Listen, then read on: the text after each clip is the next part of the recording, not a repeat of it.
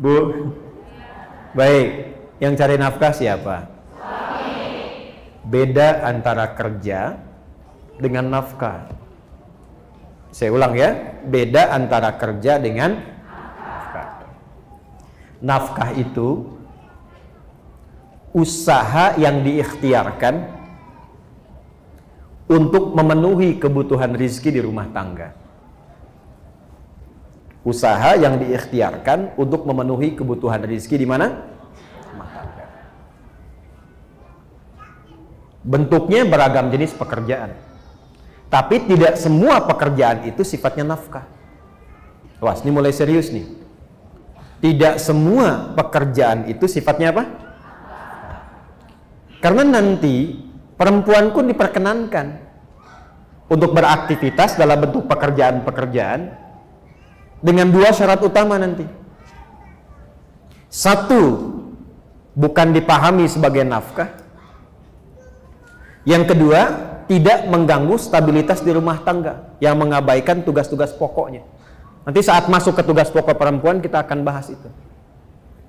Kalau keluar dari sini sengaja bekerja misalnya dan dipahami sebagai nafkah, maka pasti, saya katakan pasti akan muncul persoalan-persoalan di rumah tangga. Jadi kalau sifatnya pencarian nafkah, itu tugas suami, bukan istri. Sepanjang ada kemampuan dan sudah Allah lekatkan itu semua, maka dia bergerak berikhtiar pun kebutuhan yang ada di rumah itu Allah akan penuhi.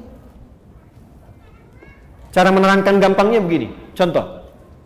Di rumah ada suami A, perempuan di sini istri B, di sini B, ada anak 3 C, D, E. Nafkah itu begini. Kalau suami A dia bekerja mencari yang halal dan baik, dapat berapapun dari pekerjaan itu akan Allah cukupkan untuk seluruh yang ada di rumah ini. Nanti hasilnya diberikan kepada istri, istri mengolah jadi untuk semua. Ya. Makanya nanti di Islam itu ada bab khusus. Nanti kalau bapak-bapak ngaji saya terangkan babnya. Bagaimana suami bisa mensupport mencari rizki yang baik, yang mencukupi, bahkan menyenangkan untuk istri sehingga mudah untuk mengolahnya. Tapi karena ini kajiannya untuk ibu, saya ingin katakan, suami dapat berapapun diberikan kepada istri, itu Allah akan buat cukup untuk sekeluarga. Sebaliknya, kalau istri memaksa, memahami untuk bekerja sebagai nafkah ke sini, maka sebanyak apapun yang dibawa ke rumah itu tidak akan pernah menjadi cukup untuk kebutuhan keluarga, dan selalu akan lahir persoalan-persoalan di dalamnya. Jelas? Zaman Nabi perawat ada yang jadi perawat, yang jadi guru ada, karena memang ada sifat-sifat pekerjaan yang memang mutlak perempuan ada di situ. Yang mengandung siapa? Yang melahirkan siapa? Perempuan. Masa yang periksa laki-laki? Saya ulang, yang mengandung siapa?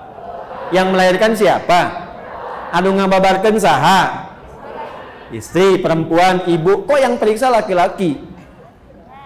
Makanya di sini perempuan jadi perawat, perempuan jadi bidan, perempuan jadi dokter, perempuan jadi guru, boleh tidak? Boleh. Sayyidah Aisyah radhiyallahu taala anha, ummul mukminin, guru, pengajar, bahkan ada murid dari kalangan laki-laki pakai hijab tertentu. Jadi guru boleh, ya.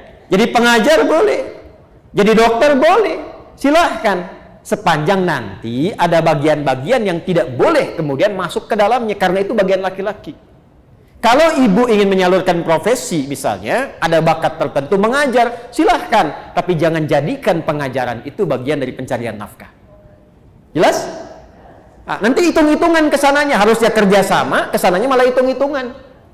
Ini harta aku ya, ini yang punya kamu ya. Kalau kita nanti berpisah, tuh kemarin baru nikah udah mikir berpisah. Pokoknya kita pisahin, kalau terjadi apa-apa bagi dua. Tuh. Kalau terjadi ibu tuh mau nikah apa mau pisah? Ini perusahaan atau rumah tangga yang sahamnya dibagi-bagi. Jadi nggak jalan, zauj akhirnya tidak berjalan. Kan nikah itu azwaja. Wa min ayatihi an khalaqalakum min anfusikum azwaja. Jadi partnershipnya bersama-sama menata keluarga, bukan membagi-bagi untuk berpisah. Ya, irhamukillah. Paham sampai sini? Halo? Ibu mau jualan boleh tidak? Mau dagang boleh tidak? Boleh. Sayyidah Khadijah kan pedagang ulung. Silahkan. Tapi problemnya jangan sampai kemudian masuk ke ranah siapa? Laki-laki. Karena terjadilah, kata Nabi, referensinya Musnad Imam Ahmad. Dalil, hadisnya. Kita pakai Quran hadis aja ya, biar lebih otentik. Hadisnya buka Musnad Imam Ahmad bin Hanbal radhiyallahu ta'ala anhu rahimahullah. Musnad yang ke-6, Abdullah bin Mas'ud radhiyallahu ta'ala anhu. Rawinya Abdullah bin Mas'ud. Nomor 415. Awas, ibu mesti hati-hati ya, karena ini bisa terjadi, Bu. Dan saya kira hadisnya sekarang sudah berlaku. Inna baina yaday sa'ah atau inna baina yaday sa'ati. Sungguh masa-masa mendekat ke akhir zaman itu akan terjadi sebagai berikut. Sungguh masa-masa menjelang akhir zaman itu akan terjadi sebagai berikut. 1. Taslimul khassah. Terjadi gerakan eksklusivisme. Apa Ustadz eksklusivisme itu? Cara pandang yang mengkhususkan sesuatu di semua aspek. Jadi kalau bergaul sama golongan ini aja, yang itu nggak bisa berbaur. Kalau mengaji khusus ini aja, nggak bisa campur dengan yang lain. Bahkan untuk memberi salam pun pada golongannya aja, yang bukan golongannya tidak disalami. Itu kata Nabi. Sekalipun dia sama-sama muslimah. Assalamualaikum ukhti. Apa ya? Ibu kan masih bid'ah. Hah? Jadi yang dulunya afsus salam kepada siapapun tebarkan rahmat, kasih sayang, salam. Ibu dulu kan kalau bertemu masih assalamualaikum ya. Temu saya di Timur Tengah itu masuk angkot aja assalamualaikum. Ya. Assalamualaikum. Waalaikumsalam. Kalau sekarang kan masuk angkot assalamualaikum bawa kotak kan. Nah, ini akan terjadi gerakan-gerakan yang terbatas kata Nabi. Dekat-dekat akhir masa itu sudah nggak kenal lagi silaturahim yang luas, mulai terputus. Kemudian yang kedua apa? Ini yang terkait dengan penjelasannya. Fusyuwat tijarah, sudah mulai menyebar berbagai jenis jual beli, transaksi jual beli. Di kata Nabi semua jenis perdagangan jual beli itu ragamnya udah banyak. Sampai-sampai di hadis lain taqarrubul aswaq, cara mengakses dagangan itu jadi lebih mudah. Sekarang terjadi tidak? Dulu ibu kalau mau ke Kosambi naik angkot ya, naik ojek jalan, dapat di situ pulang kan? Sekarang keluarkan handphone, klik datang sendiri ya. Terjadi belum? Sudah terjadi? Dan sekarang luar biasanya ragamnya jadi banyak ya pilihannya. Klik makanan banyak semua pilihan. Model jilbab banyak tuh kelihatan. Jadi ibu mau klik apa aja keluar produknya banyak kan? Di satu segmen itu banyak ragam. Kata Nabi mendekat kepada akhir zaman itu akan terjadi ragam banyak sekali dalam konteks kehidupan ekonomi. Dagangan modelnya banyak, satu menu bisa banyak. Ibu kalau keluar saya tuh bingung tuh. Sate aja sekarang banyak. Sate A, sate B, sate C, sate ini. Ya. Kemarin mau kurban grade-nya aja banyak ya. Kurban grade A, kurban grade B, kurban grade C dan sebagainya. Ya, yang jadi persoalan apa? Sampai-sampai saking banyaknya peluang berdagang itu, istri ikut membantu suami hadir di dalamnya. Fatu'inul mara'atu zawjaha fit tijarati, itu hadisnya.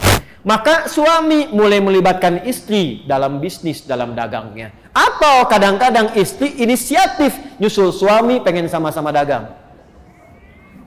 Terjadi nggak sekarang? Kan? Kayaknya Pak, mama buka ini aja deh, gitu ya. Bapak ke kantor, mama pengen buka ini. Salah tidak? Salah tidak? Sampai di sini hadisnya tidak menyoal. Ibu mau dagang, silahkan. Ibu mau berniaga, silahkan.